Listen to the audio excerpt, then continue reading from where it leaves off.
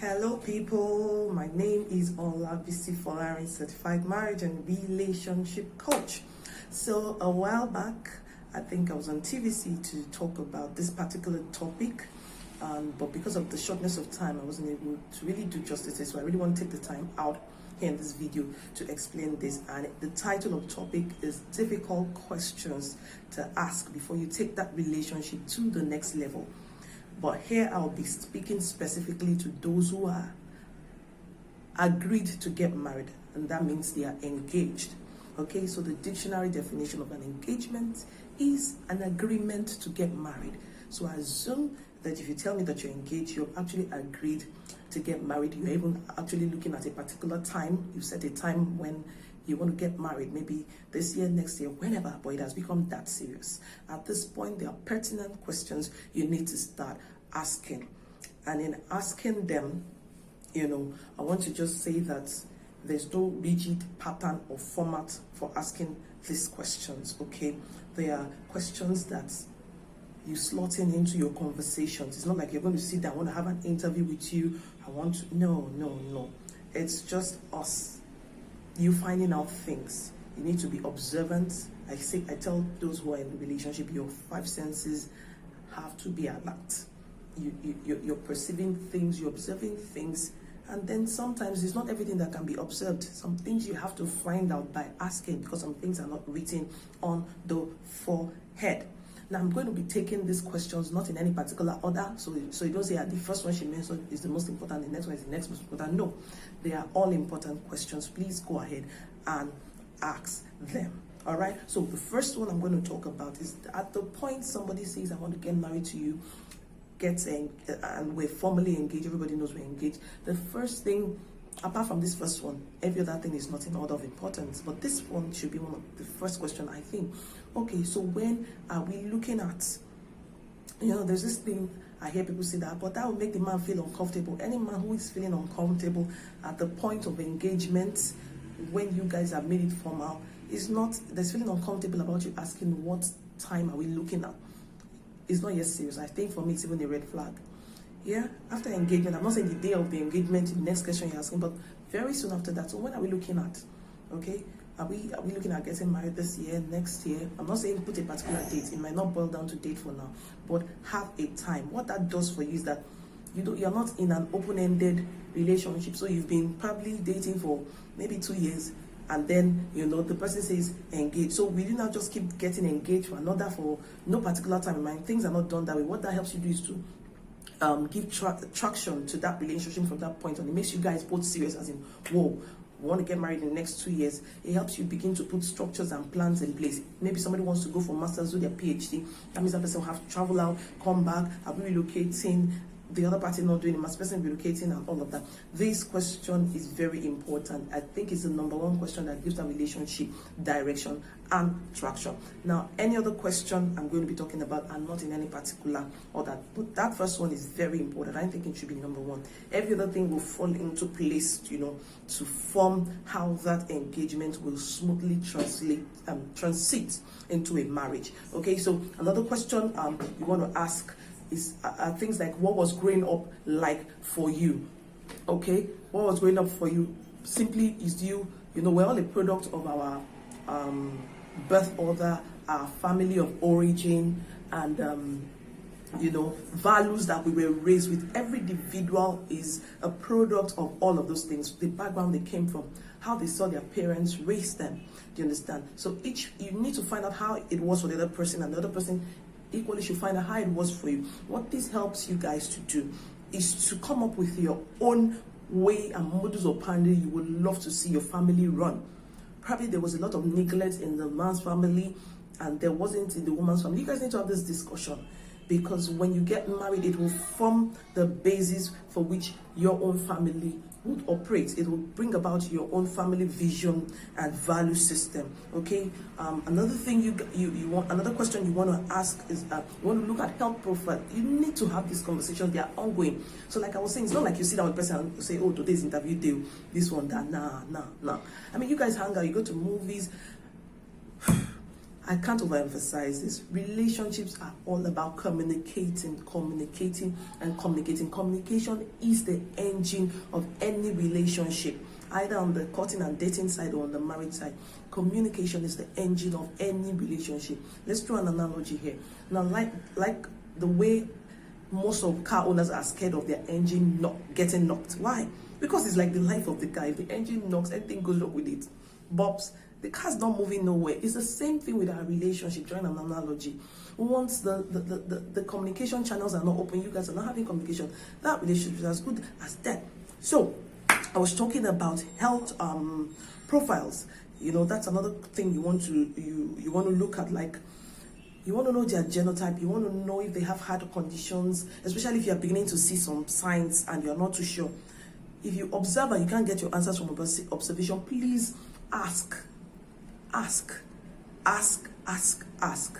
you don't have to have pointed, like I was saying. I mean, you could be, you know, and announcing it, or you notice for example, the person keeps getting ill, malaria, typhoid, ever so often, and just, you know, a frequency of malaria and typhoid. Sometimes people link it to being an AA person. You know, that I'm not a medical person, so I don't know how solid that argument is.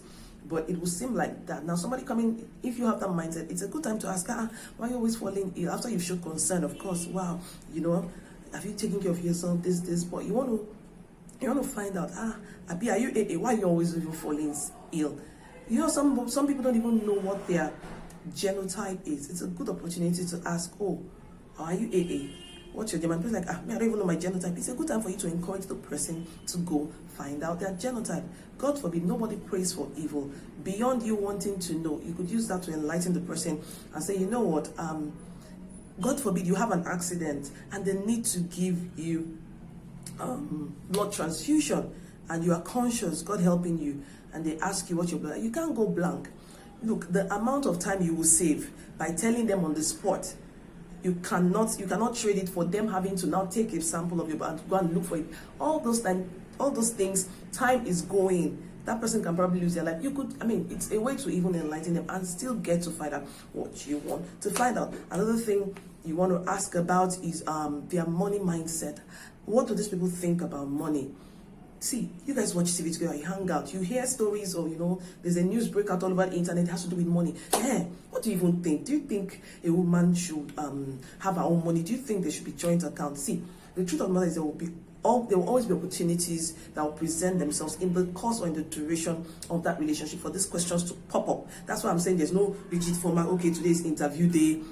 I want to interview. No, just look for to slot it in. Look for opportunities to slot it in. So those questions will always come up. All right. Then another thing you want to talk about then is their money mindset. When I say money mindset, sorry, I beg your pardon, financial profile. Money mindset is different from financial profile. When I talk about financial profile, you want to know what their source of income is. Everybody is shouting, hush puppy this, hush puppy that, hush puppy this.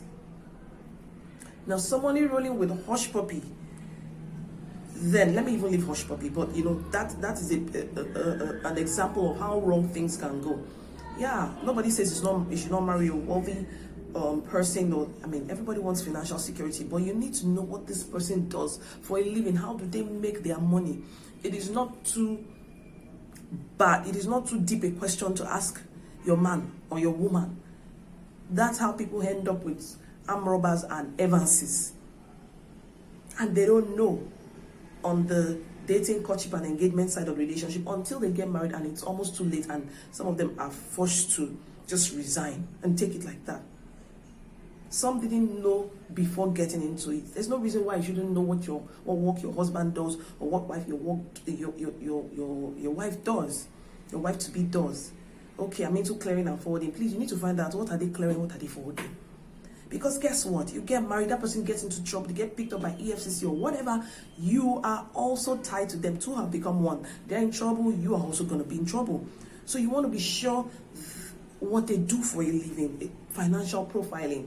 Okay, and so like I said, it's not like you sit down and begin to question and ask, interview, you. So no, opportunities will present themselves. Observe, and observe. But there's some things that no matter how much you observe, you might just not see. If you feel a prompt in your spirit to find out some of those things verbally, please go ahead. You reserve the right. You have the right to know.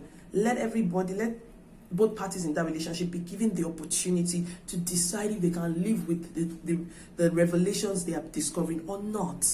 Okay, another thing you want to look at are sexual preferences. This looks like, are you for real? I am for real. Sexual preferences. At this point, like I always hamper, if you're telling me you're engaged, the dictionary definition of engagement is an agreement to get married. If you're going to get married to this person, we better know what they like in bed and what they don't like, so that if I'm not into that, I grew up a very moral, strict person, we will begin to have that discussion and maybe make concessions. You want to find out, so what do you think about sex? All this thing about oral sex, what do you think about me? I'm not really that. I don't think I can do oral sex for anybody. Maybe it's the lady saying that, and I was like, why not? I don't see anything wrong with it. I like having that conversation. You discover that, wow, this guy is big on it. At that point, you guys want to start sorting some issues. Okay, this is how far I can go. This is how far I cannot go.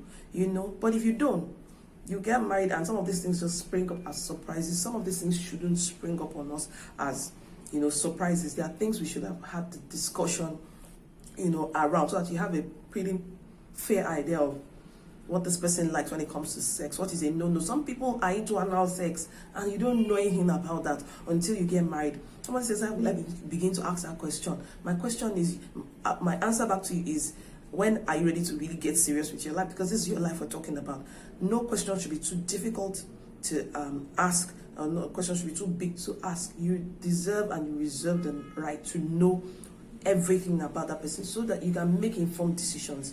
Even though we are agreeing to get married, we're engaged. At this point, a broken engagement is better than a bad and a broken marriage. So that at that point, if you still feel, this is not working for me, it's a deal breaker, it is inimical to my health, then you want to walk away, or you want to do a U-turn. But by all means, have that conversation. What else do I have here? Some people don't think having a third party in their marriage is infidelity. You want to have discussions around that. So I don't expect you to begin to ask pointed questions like, so what is infidelity to you? You watch movies, there are news, there's always gist flying around in the cyberspace, especially in Nigeria. Those are opportunities that present themselves. So what do you think about this? I mean, why should I be at home and my husband is still receiving call from another lady by 11 p.m.? You really want to know how your spouse or your partner feels about that, because I found that in my years of counseling that people have varying definitions of what they think infidelity is. Do you understand? Some spouses don't think it is wrong to have a bestie that is an opposite sex, and probably your husband actually has issues with that. How can you tell me you have a bestie that is a guy?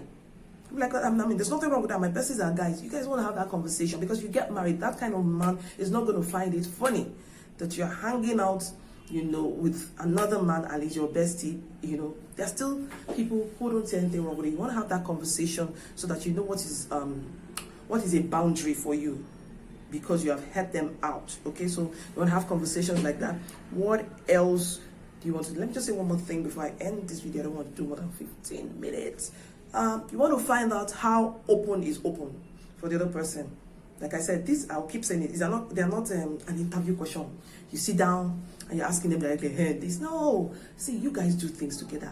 It's an aberration for you to be hanging out with somebody for 6 months, 3 months. What do you guys talk about? You should talk a lot about your future, about your being together. It's a time for interview. Please do more of interview and not intercourse. In fact, intercourse should not answer this matter, because what intercourse does for you, it blinds your sharpness, your sensitivity. It allows you to make excuses when you are seeing red signs. Why? Because when you have sex, oxytocin is a hormone that does not do you good. It bonds you people together like jelly. So you're saying something, you're saying pointers, but you're making an excuse. It has to be because of this. That's what sex does for you. So when God says to keep it outside relationship, it is for our own good. And one of that good is what I've just said, so that your senses are sharp and alert and awake to make informed decisions in the light of facts that are being presented to you on a daily on the path of, you know, your engagement journey towards marriage. So lastly, I'm going to talk about I'll just call it honesty. You want to find out from the other person, how much are they open to saying everything? Are there people that believe in I must say everything? Some people actually believe, I mean, I don't need to know everything about you. I mean, it's not important. And the other person might probably say, it's important to me. It really is important to me. That is important to me. You want to find out from them so that you know that this person does not tolerate secrets, and this person really doesn't care, so I can have secrets and all of that. Let me add one more before I leave your face. You want to find out what is a deal breaker for that person, especially in terms of you could ask questions like, when you're in one of those cozy moods and everybody's happy, so you can just ask, what can I do? Is there anything I can actually do that will make you so angry you want to walk away from our marriage, and so you can actually leave me, for doing something? You just want to hear what they have to say. It guides you to know what is a deal breaker for this person and it's not a deal breaker for this person. Let me give you a practical example. So somebody says she's with her fiance and she's all mushy. I'm like, you know what? I mean, I love you so much. There's really nothing you can do that can offend me and all of that. I'm giving you advance apology. And she's shocked to hear the guy say, Nehi, I can't bear to see my woman being slept with by another man. I can't bear to have another man sleep with my woman. You understand? And this person is a religious leader, like a pastor. So she's shocked that, there should be nothing, as a pastor, there should be nothing you can't forgive now. But so it was a wake-up call for her, like, wow, this guy's got playing with his woman, like, nothing. And so what he was invariably telling her, that I can walk away. I might not be able to deal with that for a very long time. So these are some difficult questions you really want to ask your significant other. They are not in any particular order of importance, but they are all important, and they will help you, put things in perspective and know how to better live and deal with this person. They will also help you see red flags and all that. Till I come your way another time, I remain Olabisi Folari, and I'm the dean and head of school at Threefold Called Marriage Academy. You can follow me on Instagram at Threefold Called Academy, or right here on Olabisi Folari on Instagram. And watch out for packages. You need counseling sessions, you can book a session. Click a link in my bio. It is no longer golden to keep silent in a marriage and relationship that you are being abused. That is not working. Silence is no longer golden. If you guys have tried between both yourselves to resolve issues and you are not getting it done, please, it's time to seek professional help. Seek counsel. Seek counsel. Seek counsel. Thank you.